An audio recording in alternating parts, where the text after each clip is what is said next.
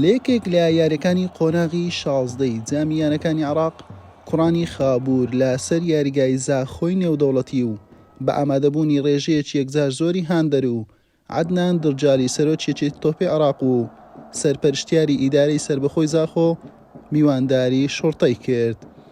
یاریەکە بافیکەی ناوبژیوان عادل نەقیبی ئیماڕاتی دەستی پێکرد. ئەمە یەکەم دەرفەتی ڕاستەقینەی یاریەکە بوو بۆ شۆڕتەی میوان.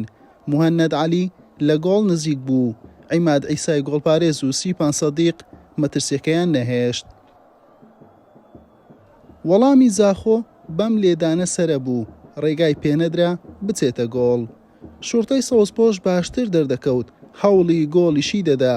ئەم دەرفەتە تەواو مەترسیدار بوو لەسەر گۆڵی کوڕانی خابوور، بەڵام دووبارە گۆڵ پارێزەکەی زاخۆ بۆ بەربەست لە بەردەم میمی. ئەم لێدانەی فرانک سیدریک دواڕووداوی چیرۆکی نیوەی یەکەم بوو.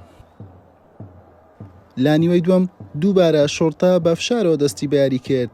دەرفەتێکی زێڕین لە بەردەم قاچەکانی حوسێن عەلی بوو. سیپان سەدیق وەک پۆڵا لە پێشی بووە بەربەست.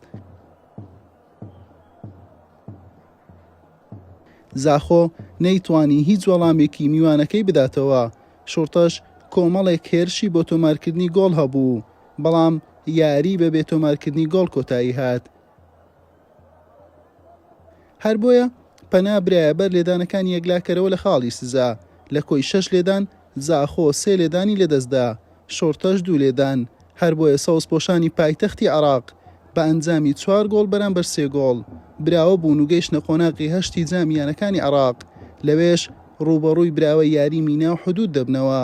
کوڕانی خابووریش ماڵ ئاواییان لە جامەکە کرد. حوسێن محەممەد، کەناڵی پێام.